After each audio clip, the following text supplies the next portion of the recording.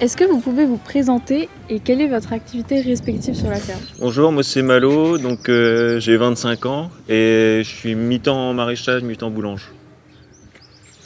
Putain mais t'es grave toi. Pourquoi tu dis bonjour aussi? Bah je sais pas, bonjour, oui.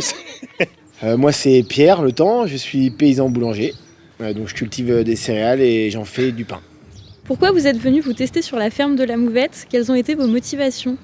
On a eu un projet de reconversion avec 3 amis et pendant la formation, on a eu écho de ce projet d'espace test, donc c'était parfait pour nous, proche de chez nous en plus, donc on a eu de la chance. Et pour moi, c'était en faisant un woofing juste en sortie d'école d'agro. J'avais eu le contact de Pierre, donc je suis resté un mois comme ça à faire de la boulange et puis ça m'a beaucoup plu. Et puis il y en avait un des membres qui est parti et donc j'ai voulu prendre le pas et puis j'ai été accepté ici. Est-ce que vous avez déjà rencontré des difficultés? Si c'est le cas, comment vous les avez surmontées? On était là pour ça aussi, on savait que ça allait être plein de difficultés et justement avant de s'installer définitivement dans une ferme ailleurs, c'est bien d'avoir rencontré toutes ces difficultés-là et d'avoir trouvé des solutions pour la plupart. Et c'est comme ça qu'on apprend et on était là pour ça, donc voilà. Et après, je trouve que c'est important de différencier difficultés techniques au champ et difficultés dans le collectif. C'est vraiment deux choses à différencier, je trouve. Tout le monde est plutôt très ouvert, on va dire, pour évoluer, quoi, comme c'est l'objectif du lieu, quoi, en espace test, quoi. Donc ça, c'est sympa d'être en accord avec les autres membres du collectif là-dessus. On est 6, on n'avait jamais travaillé ensemble et pour une partie pas vécu ensemble. Donc forcément, au niveau du collectif, ça a créé quelques conflits, mais c'était le but aussi d'apprendre à les gérer. Et au niveau de la technique, comme on n'était pas du milieu agricole, on a eu aussi plein de découvertes et plein de problématiques, vu que le métier est très diversifié. Voilà, donc on apprend encore tous les jours à les régler, quoi. Le fait d'avoir pu vous tester, expérimenter votre activité, qu'est-ce que ça vous a appris? Qu'est-ce que ça vous a apporté? En fait, quelle expérience vous en retirez? Bah honnêtement, pour ma part en tout cas, je pense que c'était quand même crucial parce que c'est quand même un vrai stress qu'on va dire potentiellement pour celui qui investit dans son modèle agricole, tout ça, en partant de rien, en tout cas aucune connaissance pratique. C'est quand même très très ambitieux, je trouve. Et donc là, ça permet quand même d'assurer un tremplin, qu'on va dire, de faire une transition vers un projet plus engageant, quoi. Il y a le côté technique et le côté humain, quoi, qui nous a beaucoup enrichi ici. Et on va en sortir vraiment beaucoup plus plein de capacités, quoi. C'est vrai que c'est une agréable surprise. Je me projetais plus en individuel et au final, c'est vrai que c'est plutôt agréable de travailler en collectif. Après, moi, à la différence des 5 autres, je n'habite pas là. Mais je trouve que c'est un entre-deux qui me convient. Est-ce que vous avez une idée de ce que vous allez faire après la fin de cette aventure? Potentiellement, l'idée, c'est d'enchaîner, quoi, on va dire. Comme c'est beaucoup d'énergie dépensée pour la commercialisation et tout ça, comme d'autant plus une partie du collectif et du coin. Donc c'est quand même peut-être à valoriser pour la suite, quoi, toute cette énergie qui a été dépensée, je pense, notamment par ceux qui étaient là avant. Tout à fait, Malo. Je pense. Vous êtes combien sur l'espace test? Les 6. 6 plus tous les encadrants, quoi. Parce qu'en fait, on est suivi par le lycée agricole, Biopousse et Rhizome, quoi. Du coup, on peut dire qu'ils font quand même un peu partie intégrante. Non ? Bon, en tout cas, on est 6 à travailler ici. Et effectivement, on est suivi par Rhizome Biopousse, donc, qui viennent de temps en temps à nos réunions ou lors de moments importants.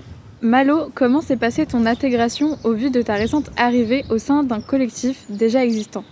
Ouais, ça s'est bien passé. En fait, ce que j'ai bien aimé, c'est qu'il y a eu un mois de rodage, on va dire. Donc avec Zorg qui est parti.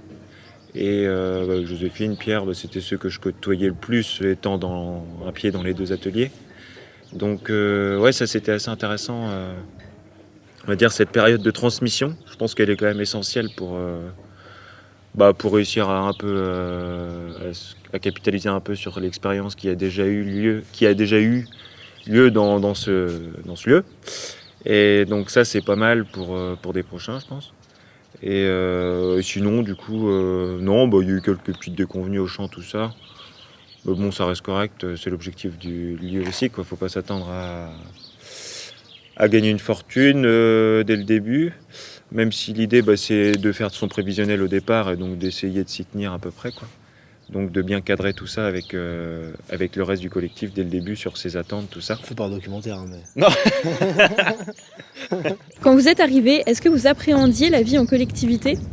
Alors moi j'appréhendais pas parce que j'avais déjà fait de la coloc avec mes 3 potes qui sont là aussi et Joséphine et Juliette avaient envie de vivre avec nous aussi, donc aucune appréhension. La vie en collectif, c'est vrai qu'étant en école d'agro, on est habitué, on va dire, à vivre un peu en collectif comme ça. Mais la vie vraiment de toujours manger, toujours ensemble, tout ça, je sais pas trop si c'est fait pour moi. Donc j'aime bien avoir mon petit côté tranquille le soir. Mais en tout cas, travailler à plusieurs, oui, ça c'est sûr que j'adore même. Enfin voilà, après ça peut prendre une multitude de formes, je pense que c'est que pour commercer avec d'autres producteurs, des choses comme ça, mais en tout cas même là, travailler à plusieurs, je trouve que c'est vraiment intéressant. Pour la complémentarité entre les ateliers, tout ça, c'est vraiment bien. Est-ce qu'il y a des points positifs ou négatifs à vivre en communauté? Alors du coup on est 5 sur 6 à vivre ici. Dans la coloc on a une vie assez indépendante, surtout que les espaces sont très grands, donc c'est une chance. C'est différent de la journée de taf où là on s'organise vraiment en collectif, même pour les repas du midi. Le soir et les week-ends c'est différent, c'est privé. Après bien sûr comme on s'entend très bien, on fait des choses ensemble et tout, mais on est très indépendants. Maintenant il y a un bébé à la ferme, donc en plus, d'autant plus. On imagine que vivre en collectivité peut parfois impliquer des conflits. Comment est-ce que vous gérez cela? Je sais pas, Pierre, Ouais, il faut que je réfléchisse un peu là. Ah oui. C'est que parfois, je dirais, en tout cas quand on veut faire un choix, faut quand même qu'il soit en partie partagé avec les autres, quoi, avant de le faire, quoi. Sinon, ça peut créer des conflits. Je dirais que ça, c'est un point positif, négatif, on va dire. Ça dépend, en fait, de le caractère aussi de chacun. Moi, je vois beaucoup de points positifs. Par exemple, sur les tâches ménagères ou la cuisine, on se partage tout. Donc, on fait à manger qu'une ou 2 fois par semaine. Et du coup, on le fait bien, et les autres aussi. Ça, c'est agréable. Les tâches ménagères sont partagées. Après, voilà, c'est aussi réussir à bien se parler pour se dire quand c'est mal fait. Et du coup, moi, je trouve ça intéressant aussi, même si ça peut créer des conflits, parce que c'est apprendre à se parler. Et c'est un peu je sais pas moi, l'essence de l'être humain, je trouve, d'apprendre à se parler. Et du coup on doit vraiment creuser tout ça ici. Et ouais, je trouve ça cool, même si parfois ça a créé un peu des conflits, quoi, forcément. Est-ce que vous pouvez nous parler des chantiers collectifs? Qu'est-ce que c'est? Est-ce que vous en faites régulièrement? Et est-ce que vous pouvez nous donner des exemples de chantiers que vous avez réalisés récemment? Est-ce que je peux redire un truc sur la vie en collectif? Juste le gros aussi point fort de la vie en collectif, c'est que à partir du moment où on s'entend bien, on rigole beaucoup, on passe du temps ensemble, surtout qu'on est quand même à la campagne, on peut être un peu isolé. Donc vraiment, c'est une force d'être ensemble, que ce soit l'hiver quand il fait pas beau, et l'été quand il fait beau et qu'il y a plein de gens qui sont ici. Ouais, c'est vraiment très agréable, quoi. Les chantiers collectifs, en fait, comme il y a une multitude d'activités et que chaque activité, on va dire, il y a un pic de travail, quoi, en fonction de l'année, quoi. Et ce qui est plutôt confortable, là par exemple, il y avait de la plantation d'oignons, des choses comme ça. Donc c'est quand même quelque chose de très laborieux, quoi. Et donc c'est vrai que c'est assez intéressant de le faire à 4. Et par contre, du coup, ce sera 1 heure par exemple qui sera investie par une partie des membres du collectif. Et de la cueillette par exemple d'ail des ours par Mac ou quoi que ce soit. Ça peut être fait quand les maraîchers ou la boulange, il y a un creux dans le travail. Et on s'échange 1 heure comme ça en fait. Ça permet déjà de rendre la tâche plus agréable. Et en plus de respecter plus le calendrier des saisons sur les tâches, quoi. Ouais, c'est qu'il y a beaucoup de tâches qui sont soit très physiques, soit très longues à réaliser tout seul. Et alors qu'à plusieurs, ça prend beaucoup moins de temps, donc c'est beaucoup plus enthousiasmant dans la journée de faire plusieurs tâches au lieu d'une seule. Et aussi moins éreintant quand même. Mais ça paraît un peu extravagant comme ça. Mais en fait, c'est quand même quelque chose qui est pratiqué par tous les agriculteurs, que ce soit pour les cordées d'ensilage ou alors c'est un peu une cordée d'ensilage à notre manière, quoi.